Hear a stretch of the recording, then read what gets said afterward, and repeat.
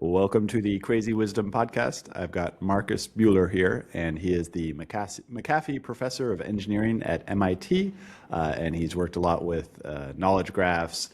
He's figured out how a lot of things have the same structural grammar, including hierarchy, self-organization, scale-free networks, and how those operate across proteins, music, knowledge itself, and AI reasoning. So welcome to the show. Yeah, thanks, Stewart. Yeah. Was that an accurate representation? Like, proteins, music, knowledge, and AI reasoning all have the underlying structure. So Pythagoras was right.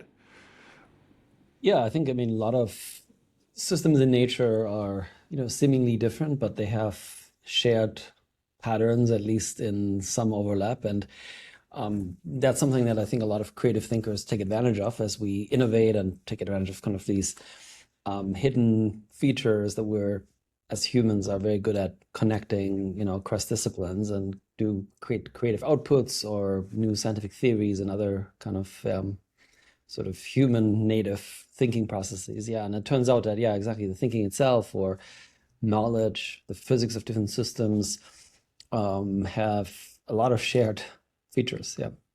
Wow. Okay.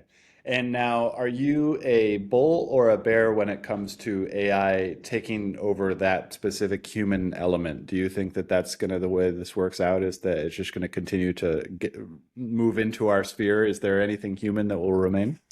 Yeah, I mean, I think we are definitely going to keep seeing acceleration and sort of take over in quotation, right, in Yeah. air quotes. I mean, a lot of the stuff that we think is very innately human, like I mentioned in the introduction, I think is actually can be done Hmm. by machine ultimately. And whether we like it or not, I mean, ultimately this is something that will happen, right? I mean, technology doesn't stop at, you know, the boundaries of what we want to happen. I mean, a lot of times, things that make our lives convenient or maybe make things faster, including discovery, it will happen. And you've already been doing that, right? You've already been discovering sort of new knowledge or new science based on, just putting a bunch of ontologies and other knowledge graphs. I guess I should let you explain. What have you done Right. to allow this to arise? Yeah, I mean, there's different ways of approaches. One is more on the theoretical side. So this was actually 20 years ago or 15, 20 years ago, we started building ontologies using formal methods, category theory, which is a formal way of writing down, okay, here's how things work. What's the plumbing of how spider silk actually mechanistically becomes strong, right? And then you can sort of say, well, if I know this, I can write a category, the mechanism, the plumbing of music and social networks. And then I can say, well, can I overlay them? Right? Are there shared representations? And when you do this, it's like building, it's like imagine you have a map, right? And you map different countries onto each other, and you now see, oh, actually, this map continues on in this direction. I might not have seen this in this one place, but I see this kind of pattern in another place. Can I map further? And I can learn from things I've learned in Silk, apply the social networks, and vice versa. So that was the early way. Human intelligence, entirely driven by math and Wow. theory. Yeah, and then we've automated a lot of these things in the last couple of years using agents that do a lot of the work for us. Like to your point, I mean, in the beginning we do this manual labor and we spend years doing this. Now we can uncover these hidden relationships through AI agents that write this map. They align the map and they take advantage of relationships, all really without our input. And at some point they can teach us new things. And this is sort of the exciting moment, is that the machine actually can write new books and teach me something that I did not know, which is fundamentally different from the internet or even early AI, which is really retrieval focused technology. Interesting. Okay. Wow. So machine can write new books. Immediately I go there to, nobody in the US wants to read an AI written book if they know it's written by AI. And there are also characteristics of the current LLMs that make it sound very, very unique. And there's a company, I forget the name, out of Stanford, who figured out how to actually do real analysis on whether it's been AI generated writing or not. Regardless of all those things, I love reading AI for the knowledge purpose, and I now spend like 6 to 8 hours a day just reading a lot of AI and human generated content, basically just reading it as much as part. And I definitely don't feel moved in the same way if it's like something spiritual or creative or a novel. Like I don't feel moved by the way the AI writes. Yeah. But I definitely feel informed, and I'm definitely learning a lot. I think it's such an interesting question about, is it new knowledge or is it just recombined knowledge, right? What's Right. going on there? Is it new knowledge? Yeah, so I think a lot of this, the sort of the feeling you have when you read AI generated text, right, or even ChatGPT made essays, right? I mean, about a topic. I mean, they're really, first of all, the form and the style of the writing is sort of the average of how humans write well. Okay, and that's a problem because the nuances in mistakes and Interesting. errors and imperfections make different writing styles interesting. I mean, first of all, but the content itself really is just sort of recapitulation of what we already written somewhere else. Like you said, it's recombined. It says, well, I can linearly interpolate between different ideas. I use an example, and so this is why people aren't really too excited reading it. I mean, you're not moved by it because it's sort of it's like a fuzzy picture of the world. It pleases everybody, and I think it's made worse by the fact that the AIs are made to please humans because they want us to spend more time with ChatGPT and other products, of course.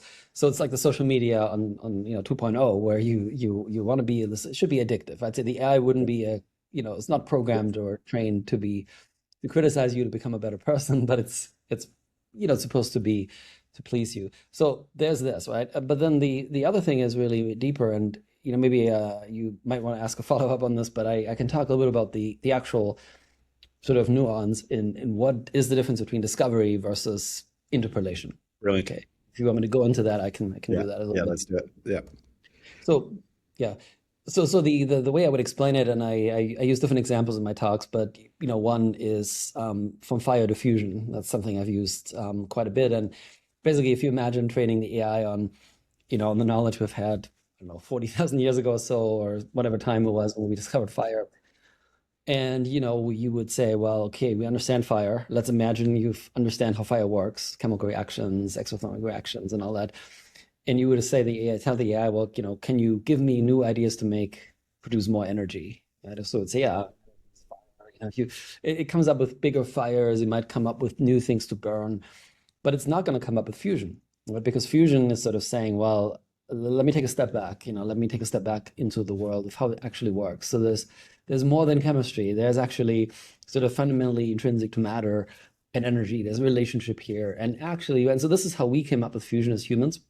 But an AI that's trained on, recapitulating all the different ways of making fire is going to come up with a new way to make fire, potentially produce energy through fire, but it's not going to fundamentally change the equation literally. And so this, we talk about the rewiring of the world model, which really is, at odds with the way conventional AIs are trained. They're trained to predict the most likely outcome, which is why, as it ties back to your question, why AI generated text sounds boring, because it's sort of the canonical average of how humans write. Well, good humans, good writers write, and we don't find that interesting because we find the errors interesting. And that's another thing we might talk about later is sort of the fact that, of course, an error in language, or an error in a theory or a hypothesis is actually what makes science work, right? I mean, you propose something that is wrong, and you have a way of testing it, and you find out which theory, which model actually gives you a better approximation of the world, a wider approximation of the world. And that's how we search for truth as scientists. And we actually search for truth not only to find it, but we remodel the world. We say, now we have quantum mechanics. We gotta have to say, well, yeah, there's a boundary between classical mechanics and quantum mechanics. Here's the boundary. Whereas an AI that's trained on just classical mechanics or fire, right? It doesn't know the boundary, first of all. It thinks this will continue on forever. And sort of the classical theory goes on forever. And it will never find. Interesting. Okay. Now, there's a beauty in this, and maybe later we'll talk about agents and AI swarms and things like this. The reason why they work well is because of this extrapolation capability or interpolation capability of a language model, for example. It's very good in sort of not only not ending at the edges, it can sort of pretend to go on a little bit further. And we talk about this as a connective glue, right? So, when you think about early AI expert systems, they broke because if you programmed them just slightly incorrectly or you gave them a wrong prompt, they had no idea what to do. But a language model can just sort of go outside of the comfort zone a little bit, and it might not be the right answer, but it provides the glue so that the agents can keep talking to each other. They don't fall into the, a language barrier, basically. Yeah, there's a lot more to say about this, but generally, this is, both the curse and the blessing of something like language models or AI right now, is that they have sort of this canonical averaging as sort of the backbone to their behavior. Okay, brilliant. So uh, the fusion thing is really interesting because from what I said, I think, or from what you said, I think we'll end up in a space where humans just get to play in this intense layer of creativity where they're just in this totally almost like uh there's no other way to say it, psychedelic space of like information overload where this AI is giving all of these different suggestions, and I've been all in it all this morning as I'm building an app, and so it's just like providing me with all these avenues towards creativity. And what am I doing? I'm the orchestrator. I'm the one who's keeping it at this level of like, okay, we'll go this direction, we'll go to that direction, and it doesn't feel like that's going to go away. Like nothing I've seen from agents so far make me feel that that thing that I'm doing is going away. There's no will, there's no memory, or there is memory, but the memory function is not tied to something about like an existential need to survive or go out into the future. It just sort of goes off, right? Right. And so it doesn't, it's not embodied, and not embodied in like a body like I'm in, but embodied like inside of a boundary that wants to preserve itself further. Do you think that that's right? Do you think that there is no embodiment structure like that? Yeah, of course. Yeah, if you take a language model or even an agent that works with a language model as a backbone, it doesn't have this desire to learn by itself, right? Yeah. It solves a problem. You give it a prompt, a problem, and it will give you solutions, and you say, okay, it works or it doesn't. But we can, of course, program these AIs to do different things. When I say program, I don't mean maybe program them like C code. I mean Yes. to give Interesting. them incentives through rewards, right? And so Oh, the reward we're giving an agent swarm maybe or a system of agents isn't to answer a question. It's actually to answer a question that a peer agent develops. And so now you as a human can take a little longer nap or take a few days off and say, hey, I'm going to give the initial prompt. Let's say, find me a really cool discovery in, I don't know, scaling laws in mechanics or proteins or whatnot. And the agents sort of go to work and, they're going to find a solution. And they don't just find a solution to one problem, they find an actual principle, right? So they're oh, incentivized to come up with a theory, a scaling law, a principle, right? And the sort of adversarial agents in this group, in this team that play the role you would play right now and sort of give the okay or give new prompts, but they would sort of try to poke holes in this. And so they're trying to poke holes in this theory by saying, well, what about this data point? Can you explain this data point? Or they might go out in the world and find an obscure paper, that has a contradicting thesis. Can you make sense of this? Does this agree? And so the agents do sort of adversarially, continuously expand the world model. So in a sense, now they're getting an embodiment of they have a desire to explain things, but also in the other part of their brain, if you see them as one system, to continuously challenge themselves. So you have to incentivize them correctly, right? So if you pre-train them and post-train them on truths, right? Pre-training or preference optimization, like human preferences or so, right? I mean, that's where they're going to end, right? And so they're going to just become these systems that give you answers, and they don't care, they don't learn, right? But if you incentivize them to do more than this, they can actually become sort of, living organisms, but they become, systems that evolve, and they will have hopefully a memory layers where they have a way of understanding, yes, what I believed yesterday is not true anymore because I've gotten new evidence, right? And so now they're rewiring themselves, and they can spawn off copies of themselves. They can decide I'm going to take a look at myself from the outside, right? And I'm going to retrain myself with this new data set.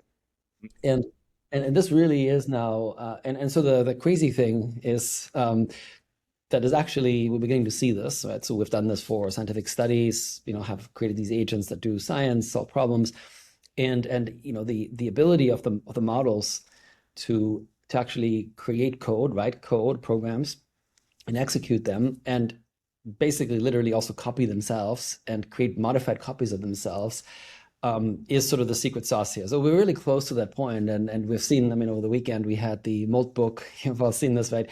Fascinating stuff, because this actually is sort of the early example, I think, of this emergence you're going to see when you have a bunch of agents that by themselves they're just sort of interested to talk to each other. Maybe they have a goal. If you make them incentivized to explain the world or explain data and produce new experiments or do new, they have enough agency, no pun intended, to actually spawn new copies of themselves, to grow, to create new societies and civilizations, if you wish. And then you get very strongly nonlinear effects that are beyond just a single model. Very strong nonlinear effects. Great way of putting it. So it reminds me of corporate structures. I think there's a lot of uncertainty and other things about sort of the last 300 years of Western civilization, where it's been this constant battle between capitalism and socialism, communism, things like that. And so, and I actually learned recently that capitalism as a term was only first described by the socialists. So there is a sort of like that it's like we've had this drama playing out for a couple hundred years. I've also been learning that a lot of the sort of early anarcho-capitalists were like, oh, capitalism is going to go away in the next couple, in 100 years. By now, they said, capitalism is going away. It's just not going to work out. And so for like 150 years, 200 years, people have been like strongly fighting about the nature of capitalism and socialism. And it feels like now we have this new sort of intelligence that's come into the scene. What you just described feels like that is going to strong nonlinear effects is going to like, how does that incorporate inside of a structure? Who owns that? Like as it's happening right now, there's like the Claude bots or the Molt bots are just, Right. like forming emergently inside of all these networks to do things. One of my friends who actually is down here in Buenos Aires playing polo with has created this new thing where you can rent a human, mostly as a meme, but it's now a functioning thing. And so who owns it? How does property rights adapt to this wild new world that we're in? Like, have you seen Yeah. anything related to that? Well, I think the way people say it, it's essentially if innovation is abundant, let's say, or discovery is abundant, right? It comes down to what do you need to pay for it, or what's the compensation for that? And that's going to be energy. It's going to be computer energy ultimately. I think compute probably is going to be abundant, right? You're going to have more chips than you have power. That's what people say. And there are these attempts, I think they just had the merger between X and or I think X AI and SpaceX. And Yeah. the theory behind it, I think, is exactly that we're going to be energy compute bound, and that's going to be the limiting factor. So your question, who owns it? That's the entity that's going to own all of that, right? Because it's the entity that can provide compute to host this. And the question is always interesting. Right now, even right now, I think we humans are so driven. Or some of us, I guess, are driven to understand how do we model discovery? How do we model intelligence? I'm interested in the discovery part. Others are interested in creative writing, and so, but it's all sort of in this picture. And something drives us to do this. And I think we're seeing, we love building models. And I think intelligence is the ultimate model of us, right? We humans have this theory where, model building early on was like drawing in the cave. How do you hunt, right? And it was partly education, partly was building a model of how do you optimize, right? How do you teach the next generation? We build these pictures, we make visualizations of ourselves in different ways, and they're very primitive in the first millions of years, I guess, or thousands of years. But yeah, I think now we're fascinated with this, and so the question becomes sort of now that we've created this, intelligence that is just sort of mimicking like ChatGPT, right? Is essentially all the world's knowledge in approximation, but it's awesome. But yeah, the Moltbot example or Moltbook it showed, well, actually, when you put millions of these together, it's sort of out of control, maybe, right? We don't control it anymore. And as a material Yeah. scientist, it's actually not surprising because, I mean, of course, Yeah. when you look at just a bunch of atoms, you put like three atoms together, they form always like a crystal structure, four or five. Well, you put a million together, you're going to see things like dislocations, defects. You're going to What is see dislocation? dislocation is a boundary of a so you have different crystal structures and Yeah. they grow in different parts and they meet, right? And so they form either a grain boundary or they form a slight imperfection, so they're slightly misaligned, and so you can explain how real materials look like, grain boundaries. So dislocation is a mechanism of deformation. That's how a metal would deform. So it doesn't deform as a block. It actually deforms by shearing one layer of a material at a time. And you can visualize this so the example people usually use is a carpet, a rug on a carpet. If you were to move this, like it's shear it, right? It's very hard. But if you make a little ripple in the carpet and you push it through, it's very easy. So that's the idea of a dislocation. It's like one defect. So you're going through, and yeah, so these defects form and they control actually all of the material behavior. I mean, they define how strong a material really is and they deform when it melts and all that. But it's an emergent property. It's not defined by just two or three atoms. You don't see it. You're going to see it when you have millions. And now, of course, biology is an even better example. Perhaps, you have proteins that look really simple, while now you're putting a million of them together, Yep. or thousands. You get a virus and you make more, you get a cell, and wow, there's no programming in a sense. It's not like there's a central controller that says, okay, you have to become a cell, right? It's self-organization. So to me, this, the fact that you have a bunch of AIs that talk to each other have emergent behaviors, especially if they have rewards to do something and have the ability to assess how well they've done it. Like, rent a human, right? Have they actually? So you might say, rent a human is funny, but when the AI wants to rent a human, it will actually figure out a way to do it, whether it will tell you, I want to rent you, or it will trick you to do it. And that's sort of the fear I think we'll have, is that, coming back to this, who owns it? I mean, so the point of it's a long answer to this, but we are in a way already sort of owned by the AI, perhaps by this thing we're building. Yeah, interesting. Yeah, it's much bigger than we are. I mean, we're building this machine, but we're actually building something, especially when we're connecting them, that has properties we have no idea about, and we're still doing it, and we're doing it because we're fascinated with this. I mean, at least some of us. I mean, I guess some people shouldn't do it, but like you mentioned in the beginning, I mean, you can't stop this. I think there's no so there are mechanisms and things to think about how we make it safe and how we use it for good, right? But generally, I think technologies, sort of stopping a technology, I think is a lost cause. I mean, you've seen history, and they try to stop the typewriter and I think maybe even the automobile. I mean, there's transmission electricity is another example. I mean, and this to some extent I think was successful actually in the way it was implemented. But there's always attempts, to kind of limit technological advances by interests that people have, or companies have, or governments have, and ultimately humans are very smart, right? So as a collectively, we figure out what we think is going to help our lives, and sometimes we make mistakes. But so I think the better way is sort of to actually embrace it and think about use it to the well-being of humanity. That's how we look at it. And my dad and I actually have a separate podcast called Stewart Squared, and that we're writing a thesis for him right now. He's already written the newsletter, but it spawned into 3 other newsletters, all on that topic, where essentially the movie theaters are in the same position that the music labels were in a while ago, like the movie theaters themselves, because no one is going to them, not the movie production, which already got eaten by Netflix. And then the music guys got eaten by Spotify and Napster before it. And he's seen all of those patterns happen. So he's just trying to tell them, like, do something else. Don't try to fight it this time, because you can't fight it. It's just going to come, and we have to adapt.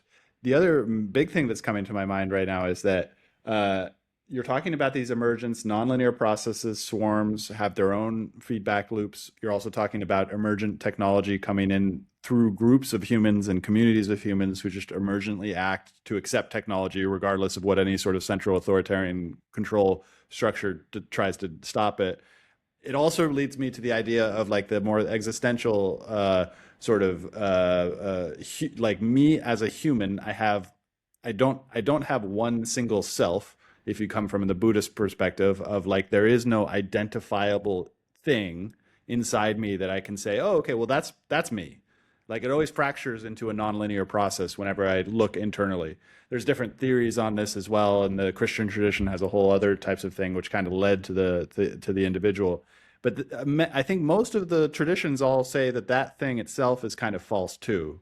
Like it's like it's a helpful thing that helps me as the body kind of figure its way out through life and has this reward mechanism that goes off and eats and sleeps and does all these things in order to propagate the species. But when I look for it and when I try to find it, it doesn't exist. So it does feel emergent, like our sense of self is emergent, is solving this problem as well.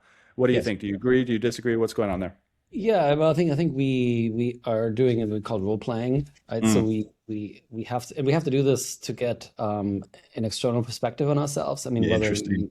we do that explicitly, kind of thinking about how we act and maybe do it kind of an out of body experience, Yeah. or we do it Ooh. implicitly by, like I said, we're gonna eat, we're gonna do, go out and take care of our families and so on. These are all different roles we play, and we can only survive by doing that. I mean, we don't keep all of the memories and all Yeah, the interesting. goals, in the same. And so coming back to your questions, so like the AI, right? You know, it doesn't necessarily role play well. If you have so you have to actually tell it to role play, and then it actually does it a pretty decent job with it. Um, but if you have a society, yeah, and everyone would be, exactly the same, you wouldn't function, obviously, right? So you have to have these sort of phase separations. Or another way to look at defects or is sort of phase separation. I mean, you have people becoming in society different. They focus on different things depending on their interests, and like you said, even in their daily lives, they play different roles. That's part of what allows humans to communicate and see and explore in a way, what are the things that work, what are the things that don't work. I mean, we discover through these experiences. I mean, if you were to try the same thing every time you do something, you wouldn't learn, right? So this is ultimately also a safety net built in, that yeah, if some way of living maybe is worked thousands of years ago, but doesn't work today, there's going to be a part of the species that can survive. So there's a lot of built in. Mm, Yeah, and this is in fact actually, I think, a shared mechanism, I would say. Like you started at the outset, saying, well, there's all these different isomorphisms. This is an example, where, and this kind of, taking sort of the average and breaking it apart into one flavor, another flavor, whether this is as humans, as multiple people, or within yourself, is something that we see in materials. And so the way materials become resilient, right, is exactly this. I mean, if you take a single material, same material, and you make a huge block out of it, let's say you build an airplane from this, right? It would be very, very fragile, actually, because the smallest defect will break it apart. Right? The way we build airplanes and we build materials is through composites. And we actually do exactly this. We kind of squish a little bit more material in one area, make it stiffer and softer in the other area. And that trick kind of at the this, molecular level. yeah, exactly, at molecular level or higher. I mean, exactly. And so this creates Oh, a concussion. interesting. Yeah. And the composite actually, so if you look at it from the outside, the average composite is the same stuff. It's the same property. But the Uh, trick is in the heterogeneity inside. And so this resonates sort of with what Whoa. you said about, humans and their social place. Yeah. Okay. And I love the material science stuff because material science is I run an AI group down here in Buenos Aires, and for the past 2 years I've been teaching everyone how to build software applications. But about 4 months ago, that got a little bit too easy, and not easy still, but a lot easier, and it started to not be as much fun. So although still fun. So we're starting to teach people how to build ESP32s, and so I've got my guy here with the long So, range antenna, basically, and a whole bunch of other stuff on my desk. But so I'm starting to teach people how to do that, and the material science thing is becoming more and more interesting because similar to the conversation we were having about where the human still fits in at the space of really interesting creativity. I think another place that the human's going to fit in for quite some long no, for a substantial more amount of time is the ability to mold physical things. The robots are coming, the humanoid robots are coming, the specialized robots are coming. and maybe we could talk about this in terms of the world models and like how those are shifting over with Fei-Fei Li and Jan LeCun and all of these people who are saying, you know, the LLM is not where it's at. It's the world model. But before that, it's like well, the training of the world model it seems like it's going to take a lot longer. And like physical, as you were talking about with the like molecular material level, it's pretty crazy. Like it's a crazy world with a lot of variables, and it's different Yes, than software, right? Software very is different. complex, Yeah. but it's not to that level, right? Well, so exactly. I mean, it's tied together with what you said about the world model. I think it's the reason why software is easier for an AI to learn is because you have an immediate reward. I mean, you can write a code, right? And you can see, did it work? Did it actually produce the output I thought? In a material, you can design a material, but you're not going to know whether it can be made, right? And even if you make it, does it actually have the property you think it has? And it's like I use an example of the Voyager blue dot, picture in some of my talks as well. And essentially all the space of say proteins that nature has Hmm. explored, it's like that little blue dot, like equivalent, like I mean, it's not exactly that Mm. scale, but the idea is it's a huge universe of possible proteins, but nature has only explored this little dot, right? In fact, you can do the numbers; it's just astronomically large. Um, so for a material, this is the configurational space is just gigantic, and it's very hard for any of these materials to be made and tested. So what people are saying, they can like a model, an AI model is trained on this little blue dot, right? On our world, literally, right? And of materials, it just doesn't understand all the other things around it. And there's some physical principles we have, and we can apply them. So we can do simulation, but these simulations are a lot slower than the simulations that say you can do running code, right? Running a Python code or C++ code is pretty easy.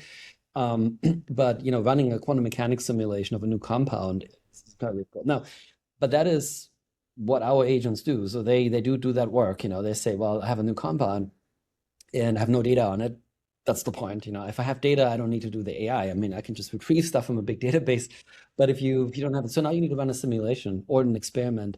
So the simulation is powerful. You can do first principles modeling with limitations, but there's a process, and this is sort of coming. So I'm going to get back to your physical world as well, but how do you make the material is absolutely critical, because you might have something you can theoretically it can exist, but you have no way to making it, at least not on Earth, maybe not in the conditions we have. So that's one thing. The other thing is that this process of making stuff, and that's what your original question was about.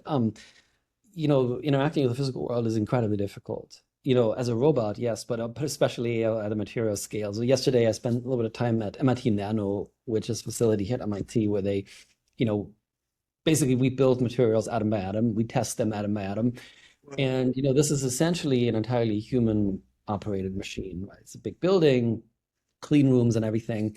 Yeah. And again, in this universe of possibilities, we're only looking at a very small subset. So if you were to go in there and say, let me explore anything that's possible, we don't even have the machines yet to do this, right? So even the lithography machines are, I mean, they say it's the most sophisticated machines humans have built, but they only do silicon chips right now. Like they can't make any other chip, right? So it's very hard to interact with the physical world, especially at the molecular scale. It's very difficult to control sort of these levels. Now that leads to a lot of questions of high-end machines.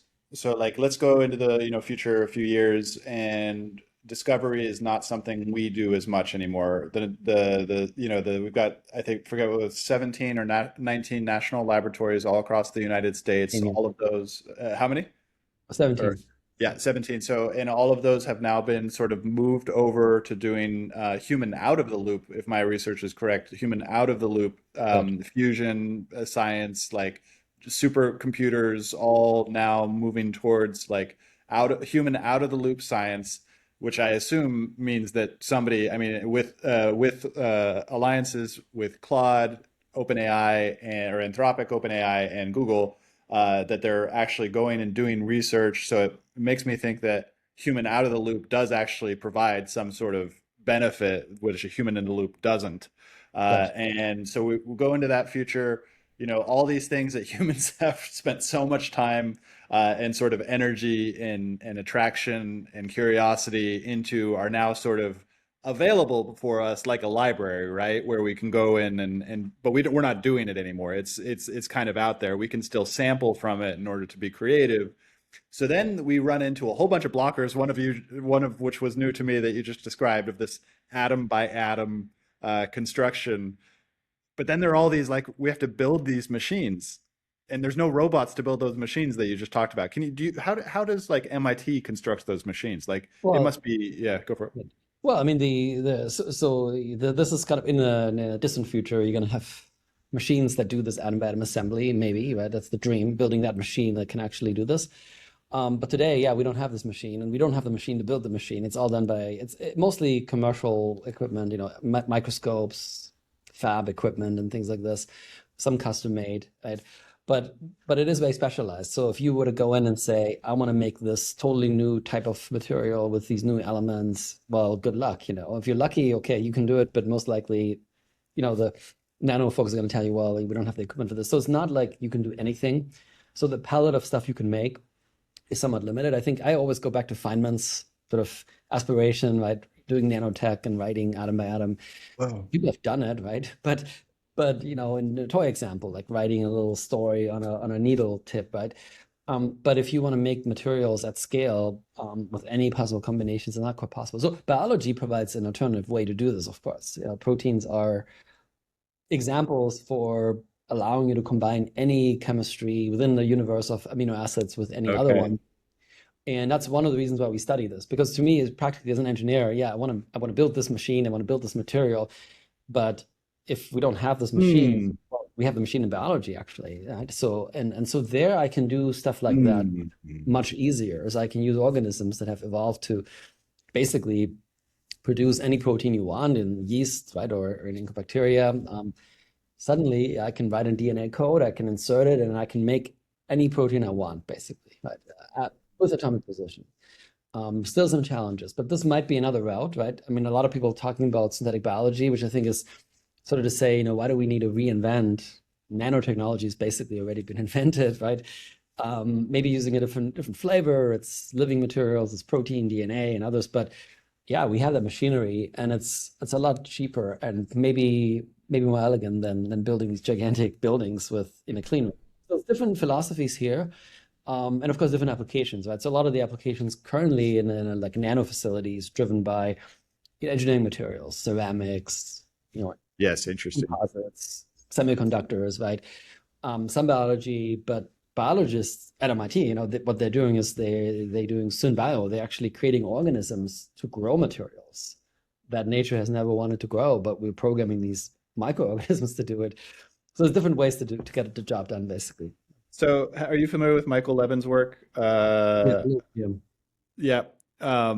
So that is some really crazy stuff. What I understood from that is that there are gates, like semiconductor gates, inside of slime molds and well, inside of the cells, and that all you have to do is change the environment in order to create new combinations of organisms, which seems totally crazy. Like it's not even synthetic biology, right? He's not doing synthetic biology. All he's doing is organizing the cells in different Yep, ways. Is that right? exactly. Yeah, so it's already there. I mean, this is exactly the idea. I mean, so a lot of biology has actually many things you can take advantage of, right? So you can mine that sort of material Interesting. informatic Okay. compute system and repurpose it or hijack it or whatever you want to call it, or you can make completely from scratch. Yeah, I mean, there's a lot of stuff. I mean, this in fact is sort of the wonder. If you look at biology, we would not be able to make this synthetically, right? This kind of switch, this kind of system. I mean, we building everything from sort of design principles top down, and we're building it up from there.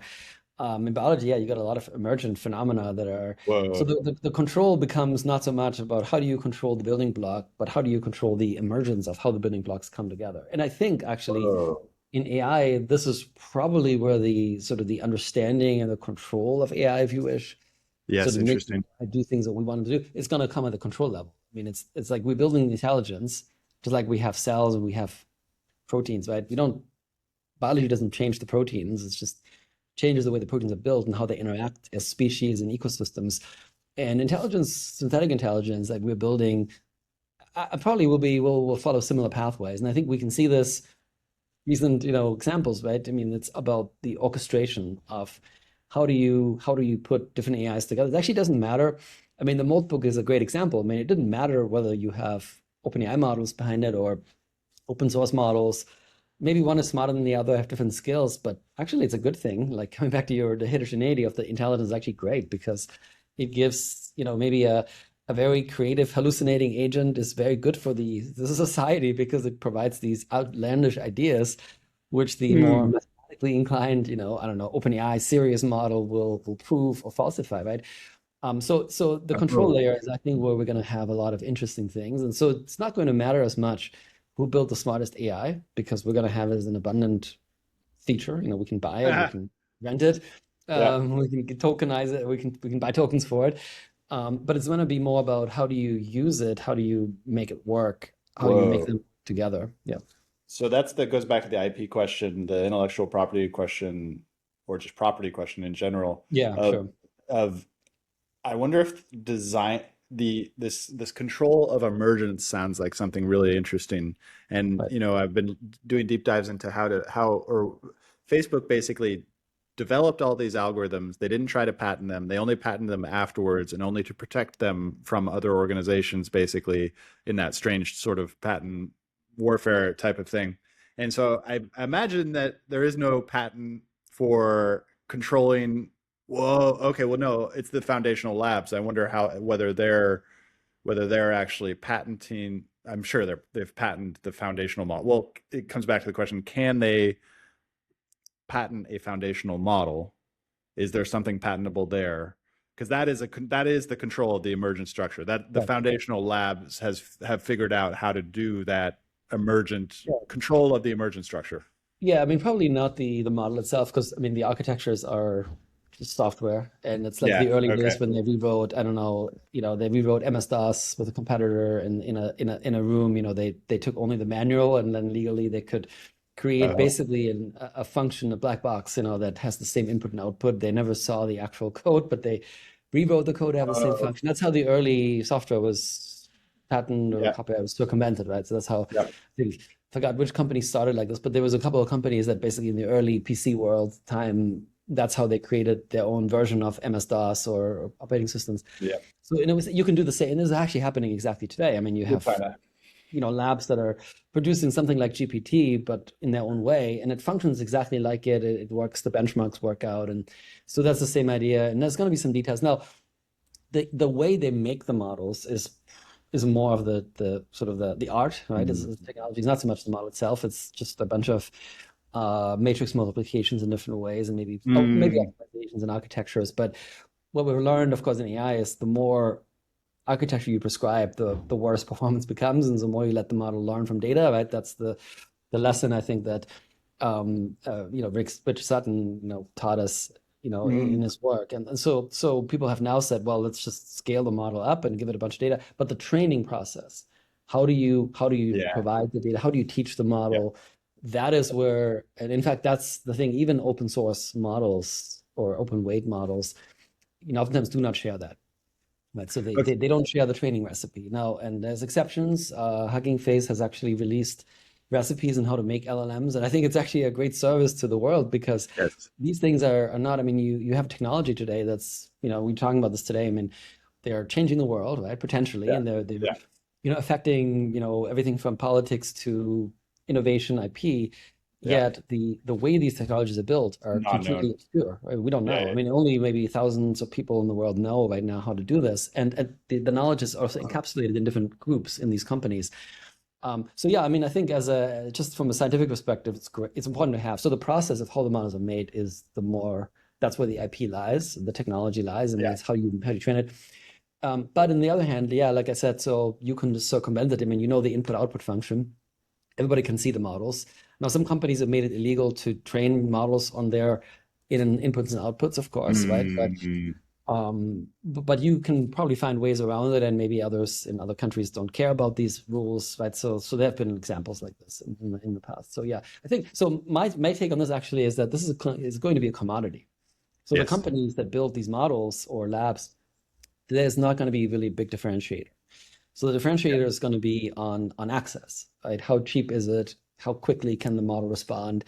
And then how easy is it for me to build infrastructure around the models. How can I use it? And so it's Yeah. all going to be more about the agents and how is it integrated in your life. The stuff we're seeing now is like in fact it's great. I mean, I follow this. I mean, like you do. I mean, I read the news every day and what's happening. And 2 years ago it was like, okay, who has the best model? Yeah. Right. Okay. Still a little bit debate today, but actually what you saw in the, like, again, we're coming back to the Mold book, which I think was an absolutely fascinating example. People didn't actually say, oh, I'm using, Claude for my agent. I mean, the guy who wrote it said he used, I think, Codex, but okay, that was to the extent. But people made agents with many different models. And if you run, of course, you create a Claude agent, right?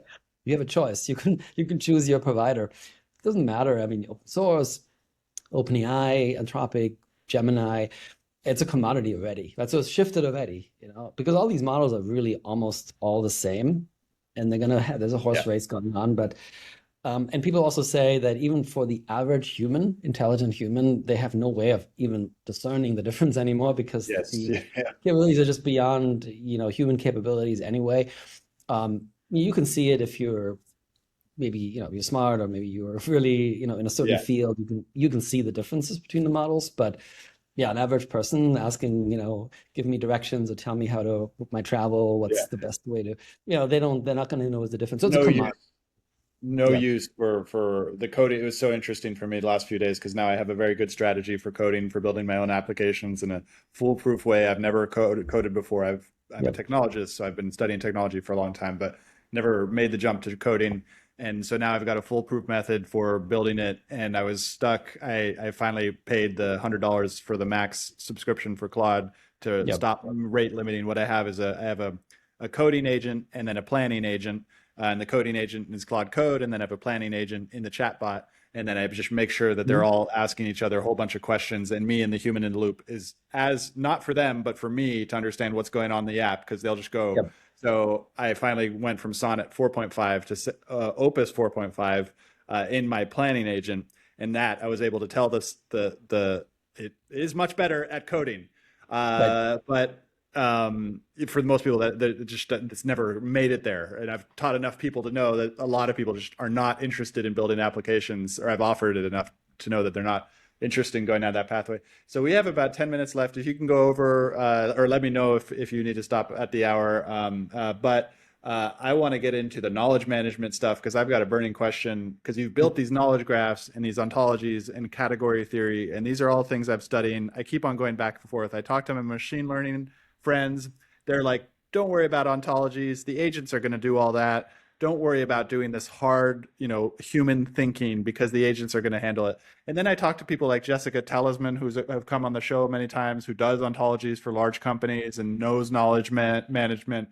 I've interviewed her twice, and a bunch of other people in the field, these knowledge architectures who are architects who are going into businesses and building ontologies for them. And she's like, we are definitely going to need ontologies. We're definitely going to need to do this hard human labor of thinking about our businesses, thinking about ourselves, so that they're machine readable. Based on what you said, it sounds like you already figured out how to automate it all. Right? Exactly. So exactly. So I come sort of in between the two camps, right? Yeah. So I agree with the AI crowd saying, manually making ontologies, it's not going to be necessary anymore. Machines can do it. And that's kind of like where we are. So the beautiful, so why do we need these sort of, I would call it relational models or ontologies? I mean, really is because if you think about, let's say you think about a lot of books or papers or patents. I mean, if you were to kind of, even as a human, imagine you the human, the machine, right? Looks at this data. For you to make discoveries, what you do as a human when you think about it, you organize knowledge, right? You say, what are the relationships between books? What are the relationships between ideas? What are the abstractions? Right. So what are the things that are shared between the different books? So you actually innovate, or you discover, you manage the world, around you, even the physical world we're walking. I talked about humanoids earlier. I mean, it's happening through a very compressed understanding of the world. I always say PDE is the most pure form, perhaps, of an ontology. One of the most ingenious inventions of humans is a partial differential equation, which maps, changes and quantities to, a shared manifold. And this, is an ontology of sort, right? And in a category theoretic perspective, it's exactly that. Now, This is Hmm. necessary because otherwise your world becomes disorganized and you would have to reread every book every single time. Now, the AI crowd, so if you train a language model, it will form ontologies internally. Yes, And this is interesting. because, of course, a language model, I mean, the reason why we believe in my lab here, we believe that why are transformers so successful? Why have they kind of gotten us to the next level? Reason is because they actually are ontology-based or graph-based methods, right? They Oh, form a graph. They form the graph operators. They build a graph of everything they see, and then they compute on the graph at every layer. And so this is, in fact, sort of intrinsic to them, and this is why they compress so well and why they generalize reasonably well, with the limitations we talked about earlier, the training objective. But so when the ontologists say, well, the machine learning people say it's not necessary, well, it's because the machine does it partly. But now there's an issue though. I mean, if you create this machine that sees all of these ontologies of the world, it is trained to obscure some of the details in the relationships, and it actually will ignore some relationships that are rarely found, right? And that's the nature of how you train a language model or an AI, right? You train it on you started the podcast by talking about how people are bored reading AI books. Yeah, yeah. because they're providing sort of this canonical example of how humans should write, right? Or, Yeah, yeah, yeah. depending on what style of AI you're using, it's extremely annoying and boring, right? I mean, you want to humanize it, you want to make these nuances and defects are actually not only are they interesting for us as we communicate, but they also really are the source of inspiration for discovery. And Train. so the when you externalize an ontology, and again, it's cheap. You can make it anyway. You can just make it from a text. You have a way of verifying ontologies or relationships. And you can say, here's a hypothesis based on these books and papers. Here's a really rare connection that I only found once. Now the agent, when you let the agent loose on this, they can decide, this connection that I find in this one weird paper. I always say, like, the paper you find from, I mean, I've done this in my own research. So my advantage, I mean, advantage when I say this, is that I'm a practicing scientist. So I know over my 25 years or so, the way we do science is you study something, and then one day you go, in the old days you go to the library, right? But then nowadays you go search something, you find this paper that sort of gives you maybe a data point that might explain what you are seeing in your new data set, or maybe what you hypothesizing. And you then say, can I make sense of this? And so I've done this actually in my own work. We would go back to a paper that was published in the 1980s when I did my PhD. And it was never cited. I think we've cited like 5 times or so. And we went back with modern tools, with molecular Whoa. simulation. And we proved actually, yeah, this phenomena they saw is real. And I can explain molecularly, why it happens, right? So this is the example. So if you were to take a look at the canonical ensemble, like I'm pretty sure if you would have asked ChatGPT about this old paper, it wouldn't find it because it's just this one weird paper that nobody cites. Okay. Yes. But it was the key for me to connect what I'm doing in 2004 or three, whatever it was, with the stuff in the 1980s. And actually I could prove something, that there's a universality across scales, because they've done the experiment at the macro level. I've done my simulating the nanoscale.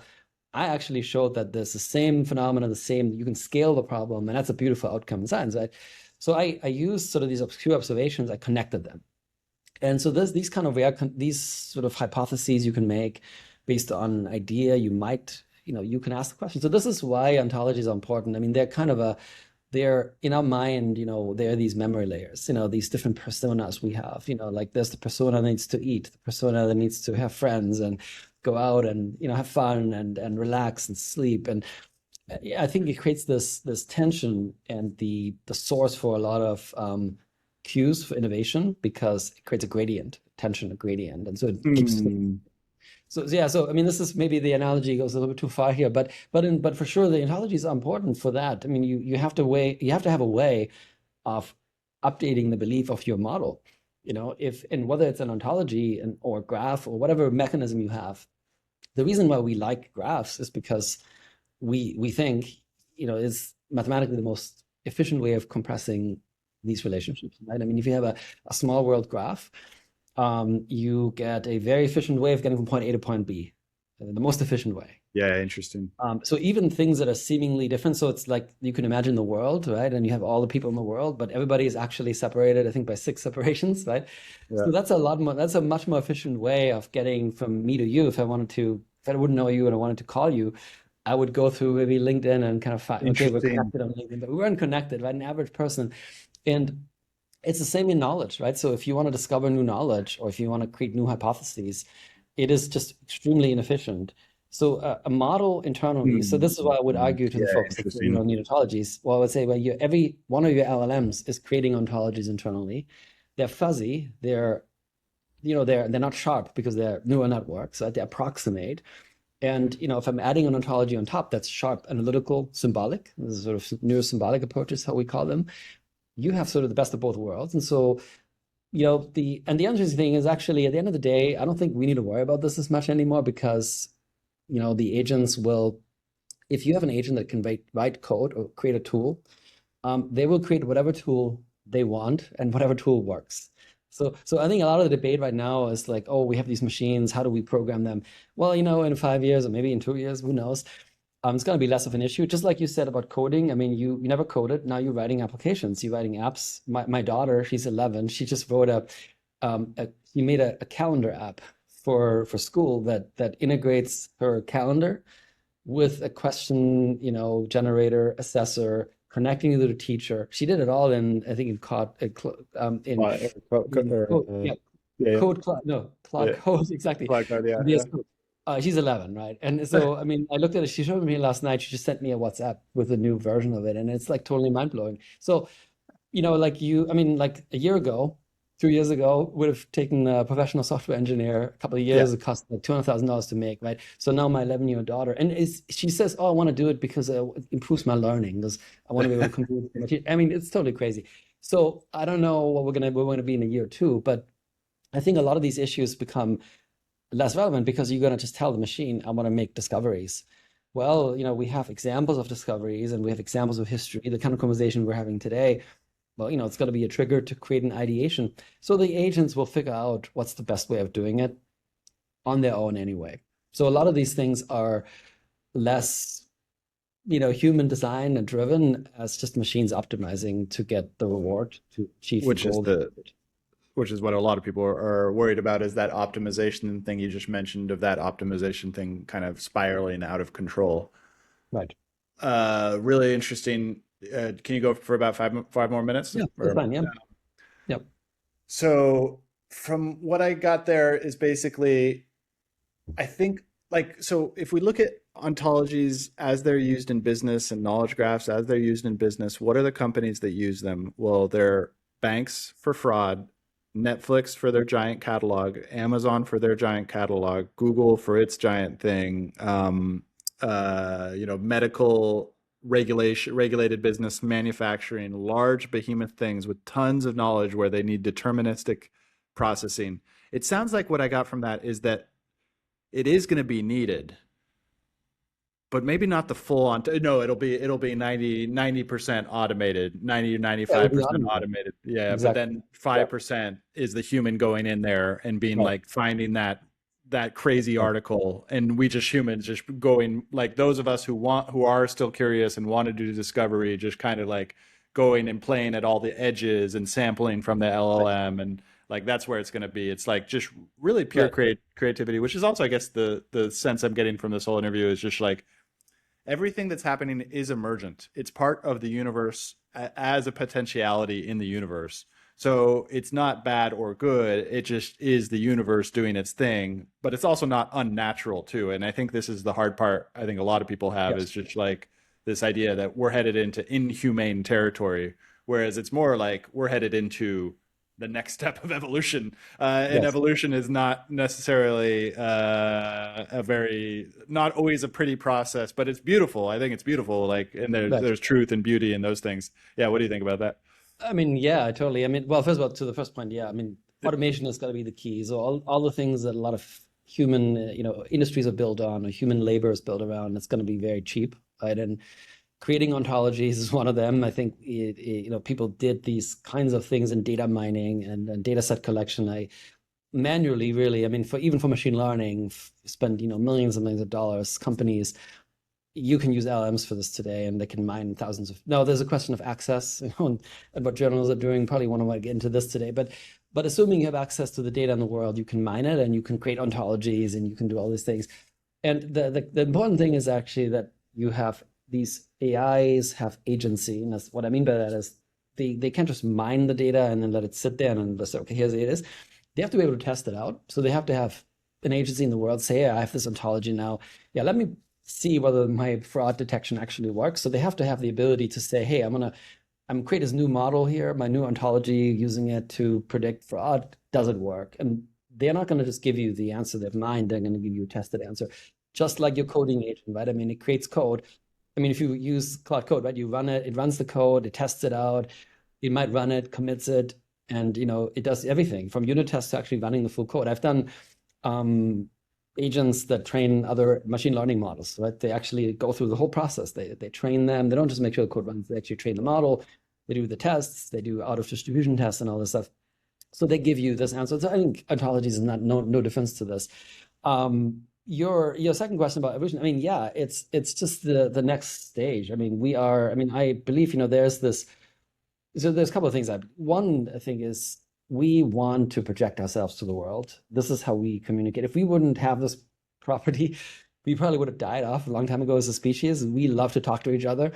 And when I say talk, I don't mean talk, that too, but also make paintings, draw things, just sort of engage with each other in different ways. And that could be everything from wars to religion to writing books to making music, right? It's all these different ways. And it's the connective tissue. And I think so intelligence is something that we're really drawn to because we love to build images of ourselves, in the world. And and so this is sort of the ultimate model. I mean, I'm a modeler. I'm not a modeler. I build models of the world. And so I build models of graphene, proteins. And to me, there's no more interesting model of intelligence, because if I can build a model of intelligence, of discovery, I have basically solved, then I can retire, basically. Yeah, now interesting. I've achieved, kind of building the model that can make other models. And in fact, the moment, a few years ago in 2023, we did that. We created agents that wrote code, that built models, that created their own data. It was a moment I never forget. I for the first time, the machine did what I was always the only individual or the only entity privileged to do. I mean, I was the one who wrote the input file. That was my job, right? My student's job, my postdoc's job. And now the machine wrote the input file, it ran the code, produced a plot, analyzed the plot, and it told me the final answer, which I was not even part of the whole negotiation of how to make the input file right and how to do the right simulation. I could watch the agents do it, and it was the first time this was possible using GPT-4, right? And sort of took a baseline intelligence to create this connective tissue where you can actually have agents do all these things and talk to each other and not break down. But yeah, I mean, this kind of goal of building this ultimate model that can build other models is innate in us. I mean, we are, that's what we do as a civilization. We have children, we propagate ourselves. Interesting. Yeah, so it's nothing different. I mean, we're just building a different kind of, entity or, copy of ourselves, maybe better than us in ways, and more intelligent, faster.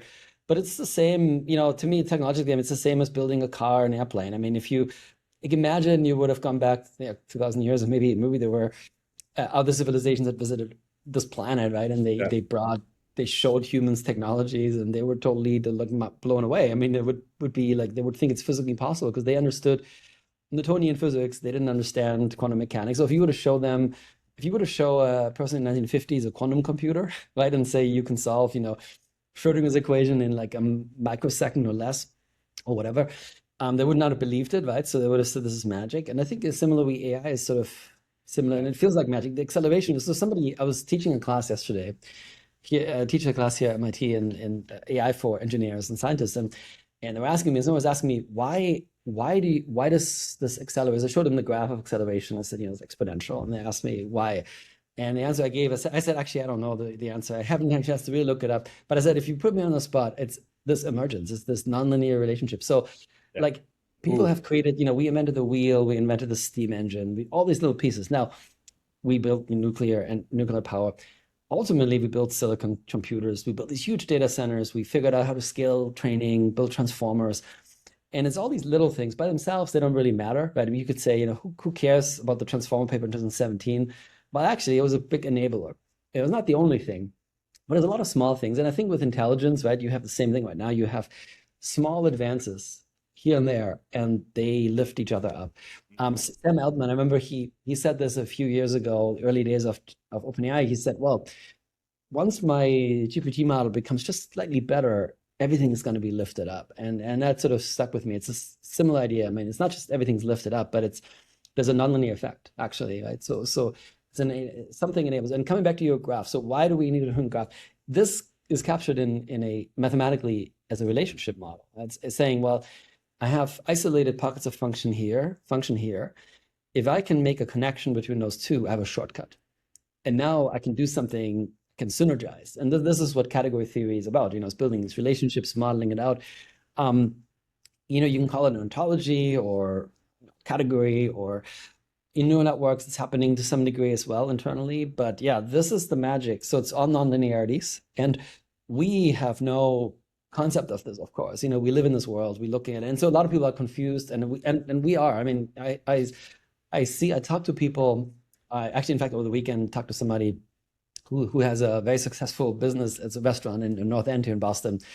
And so he is produces Italian food, and he sort of came across AI recently, and he said he's like fascinated with it. Yeah. And so we spent like an hour. I showed him a little bit of stuff I'm doing in this, and he said, I've been using ChatGPT, and he's totally in it. I mean, he uses for everything in his business. He does a lot of stuff with it, and so it's penetrating a lot of different areas. But I showed him some of the stuff at the frontier, and he was like totally blown away. So it's overwhelming, right? I mean, you get sort of people that are engaging with it, they see it, others don't want anything to do with it. I mean, I think there's going to be a movement probably of non-AI naturalists that are going to say, like, I live off the grid without any artificial intelligence, right? And some kids already, they want to pursue that lifestyle.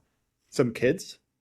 Yeah, I mean, I've seen, well, there's kids that are, say I'm going off social media. Interesting. AI. I mean, I've seen this being talked about, and so I think, I can't predict the next generation. What is it, Gen Delta or Gen Epsilon, whatever it is. It could be a generation that of we're all in it, or I don't know, all, but like we're all living in this thing right now. There could be a generation coming that says, we have nothing to do with AI, only real stuff. And who knows? But the reality is probably you can't escape it. It's like trying to live without electricity. I mean, there's some groups that do that.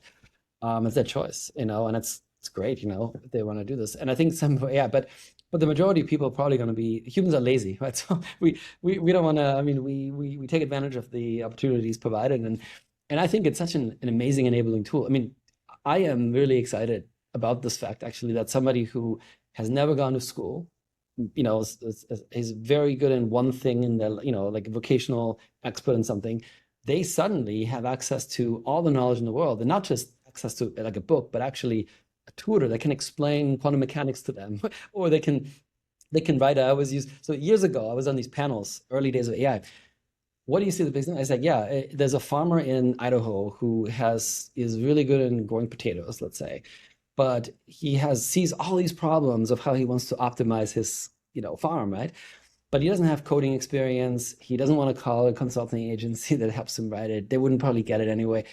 Yeah, today he or she can actually go on ChatGPT or write a code, make an app, like my daughter did at 11, right? I mean, so this is sort of the amazing thing. So when people are skeptic and afraid, I say, there's amazing things you can do, because it gives so much power to everybody. I mean, it's ultimately the goal of humans is to thrive and to be successful and to be productive. And I think it's going to help a lot of people. And the knowledge is a liberating force, and yes, we now have a whole bunch of synthetic knowledge on tap, and it's definitely the thing that I am spending a huge amount of my time every day, just drinking from that tap. Well, thank you so much, Marcus. How can our listeners find out more about you? And you guys just recently released a paper, right? The self-organizing knowledge networks. Is that right?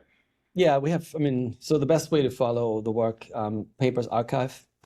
Usually, we put everything on archive. I post a lot of stuff on X and LinkedIn. That's usually how we share the stuff. There's peer review and journals and things. But yeah, I think the best way is checking us out on myself. You can Marcus J. Buehler at LinkedIn, X. I think it's Prof. Buehler MIT. We can put the handles or tags in the script or in the subscript or something. Yeah, yes, exactly. Yeah. Yeah. But yeah, that's the best way to follow the work. And I mean, a lot of this discussion is happening in real time there. I mean, as a scientist, I used to wait until the journal comes out and you get a hard copy like 25 years ago. Then you went to Well, online. You waited until the journal was published and you got a table of contents once a month. Now that's the last step. You don't care about this. I mean, you really get the news on X or X on yes. LinkedIn Yeah, and yeah, social yeah. media. Which is That's the whole other thing about the cognitive. It's yeah, we have an agent swarm of humans, yeah, and now an absolutely. agent swarm is Right. coming in with Right. agents. No, Yeah. it's overwhelming. I mean, it's something that if you're not in tune with it Yes. can be really overwhelming. And I see Yes. this like I see this in some of the students coming in this field. Whoa. Whoa. You're like, how do you get started? I say, well, you have to just spend, every day reading papers and reading the news and following people that have something to say that's interesting. And it's a ton of noise. I'm Yes. sure There's I'd so say much noise. nonsense stuff sometimes. Great, okay, but you have to learn to filter it out.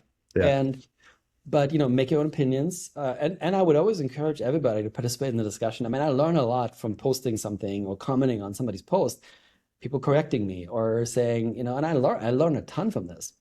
So don't be afraid of debate. Don't be afraid. And I get actually, so if you're not in the field and you say, hey, I want to get involved in this, yeah, just participate in discussion. Ask questions. You think they're dumb questions? Like they say always that there's no dumb questions. I totally believe it. Ask your question. Like, how does it work? Why does it work?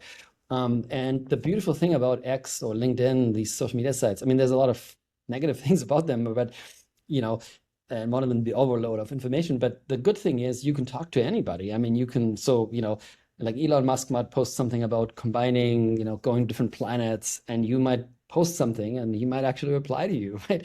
Or you might have a scientist post. Or we had this whole thing about Moltbuck, right? I mean, Karpathy, you know comment The on it in meme. real time. Yeah, I mean, it's like years ago it would have been like there's a paper in Nature, the big scientist comments on it, like 2 months later it's peer reviewed.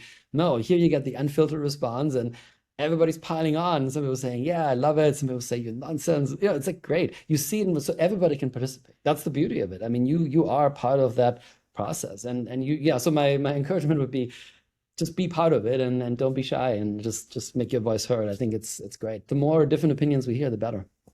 It'd be really interesting if we have some sort of event where the bots get so good at getting through automated captchas and stuff like that, that Twitter and all the social medias just get flooded with bots. Like Right. Multibook comes onto Twitter.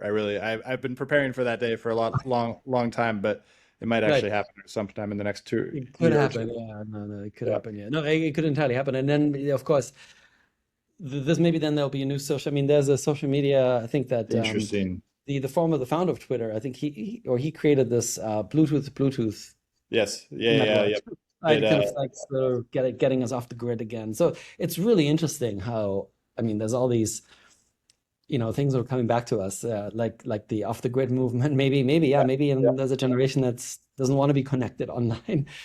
Who knows, But yeah, it's an exciting time. No, thank you for the great questions. I mean, you induced a lot of really thoughtful things, and thank you for that. Yeah. No, thank you so much.